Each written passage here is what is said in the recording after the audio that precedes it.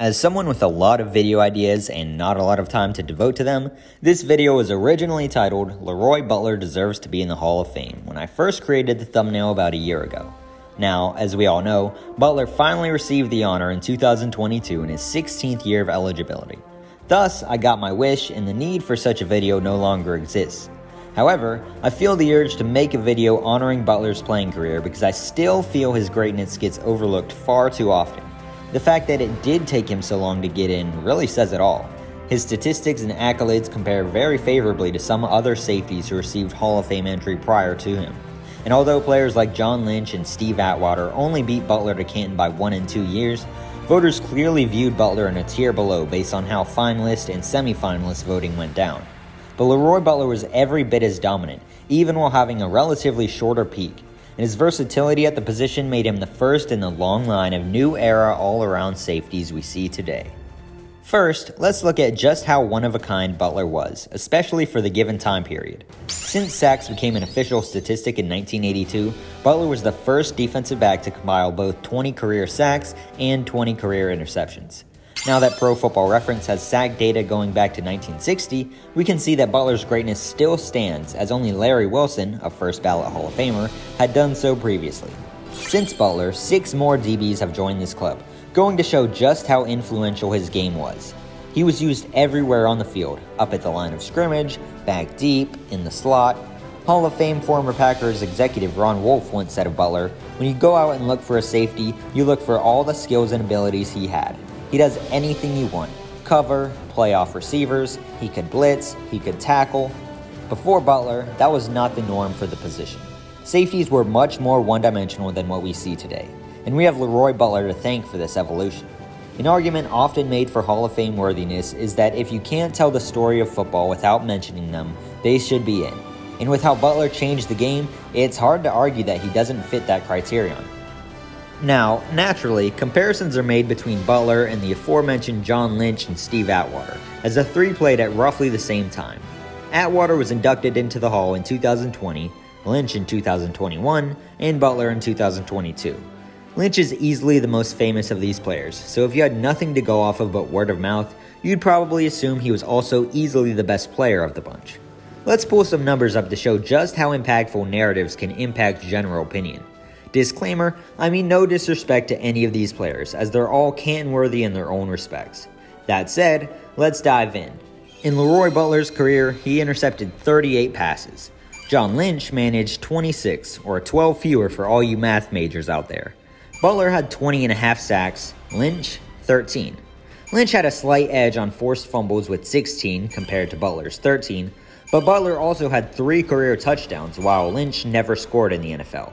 Lynch far eclipsed Butler in terms of Pro Bowls, 9-4, but as we all know, Pro Bowls are mostly built on reputation rather than actual on-field play, and what we're doing here is trying to deconstruct reputations.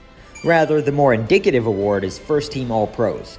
Butler also had 4 of those to match his Pro Bowl total, whereas Lynch only had 2 such seasons.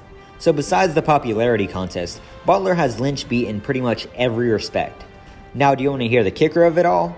Butler did this while playing in 43 fewer games than Lynch. Both players won 1 Super Bowl, while Butler played in 1 more and also participated in 2 more playoff games overall, so you can't even do the lazy look at the rings, safety wins argument. But Lynch immediately became an analyst on Fox following his retirement, and then became the general manager for the 49ers, so he has remained in the national spotlight for voters, whereas Butler mostly did local media in Wisconsin after retirement. When comparing Butler to Atwater, it's a bit different because the Broncos legend actually played 14 fewer games than Butler. However, Butler's stats dwarf Atwater so greatly that it doesn't make up the difference. Atwater only had 5 career sacks compared to Butler's 20.5. He had 14 fewer interceptions than Butler did, and he had less than half the career forced fumbles, 13-6, of Butler. He also scored just 1 TD compared to Butler's 3. Like Lynch, Atwater made twice as many Pro Bowls as Butler, but half as many first-team All-Pros, the more meaningful honor. When we compare playoff statistics of the 3, Butler had 3 sacks, Atwater 1, Lynch 0. Turnovers, Butler 3, Lynch 2, Atwater 1. The main reason I believe Atwater made it in ahead of Butler is simply the result of Super Bowl 32, in which Denver defeated Green Bay. Had that result been flipped and it was Butler who had 2 rings and not Atwater, Butler likely would have been the first of the 3 enshrined. However, that game really enhances Butler's case, if anything. Broncos head coach Mike Shanahan told Sports Illustrated after the game that their entire game plan revolved around avoiding Butler. It was not Reggie White, perhaps the greatest defensive player of all time, but Butler who Denver was so frightened of. Butler said, "They knew I would follow Shannon sharp, so they split Shannon out wide and that got me out of the box. What we should have done is put me in the box and let a corner go over there to cover Shannon so I could stop the run. Terrell Davis started running the ball and I'm way away from the action."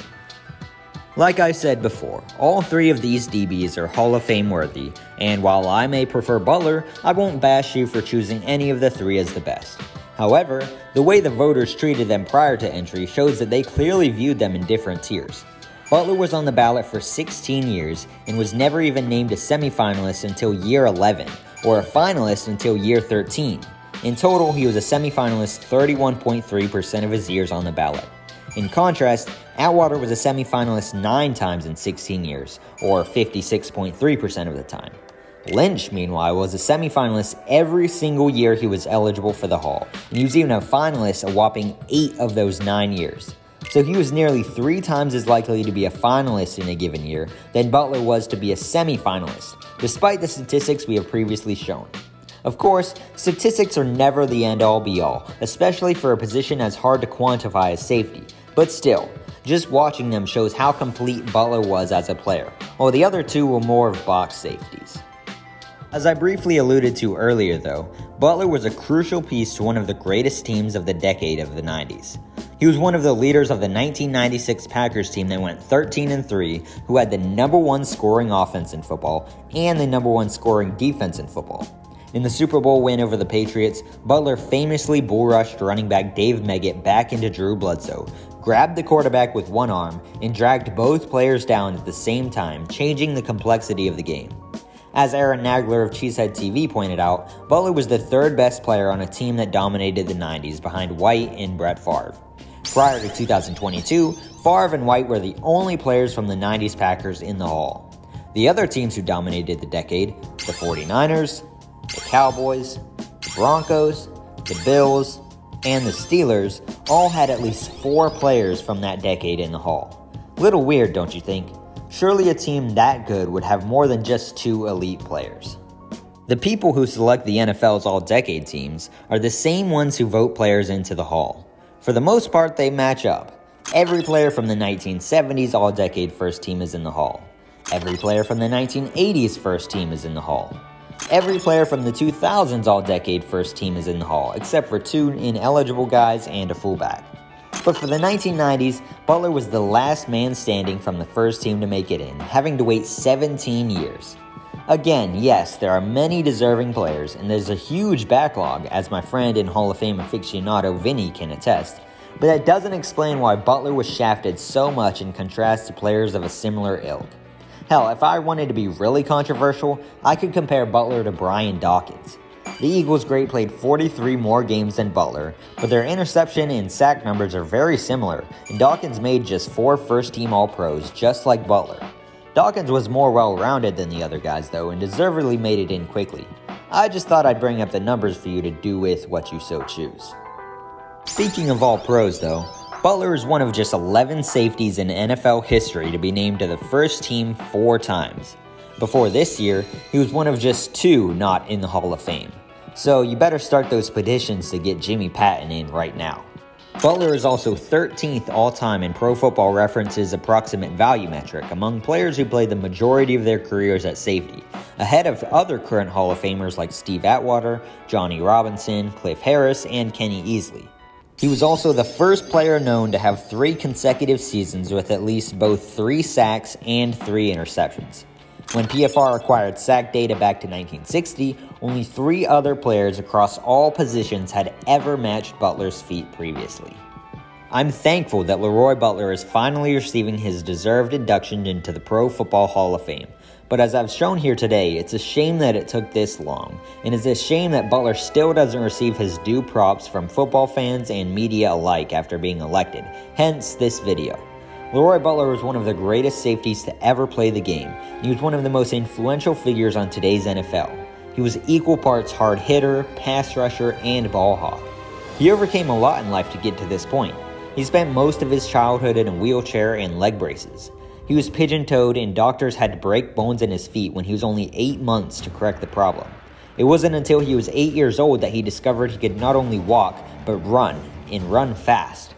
Professionally, a broken shoulder blade that didn't heal correctly forced Butler into an early retirement, and yet still, he found his way to Canton because of how high his peak level of play was. And I would be remiss not to mention that the man quite literally invented the Lambeau Leap. Against the Raiders in 1993, Butler forced a fumble that Reggie White recovered and then lateraled back to Butler, who raced the remaining distance to the end zone where he leapt into the arms of fans in the stands. If nothing else, inventing what may be the most famous touchdown celebration in football is grounds for induction into the Pro Football Hall of Fame. Either way, he finally made it. Congratulations to LeRoy Butler, Hall of Famer.